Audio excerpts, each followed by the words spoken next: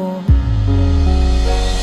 Lumilipas ang panahon, kabiyak ng ating gunita. Ang mga puno't halaman, bakit kailangan lumisan?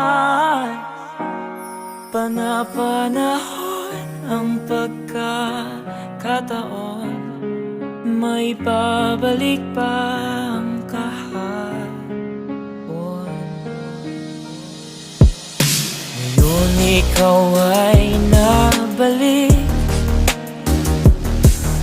katulad uri ng iyong pananabik, na makita ang dati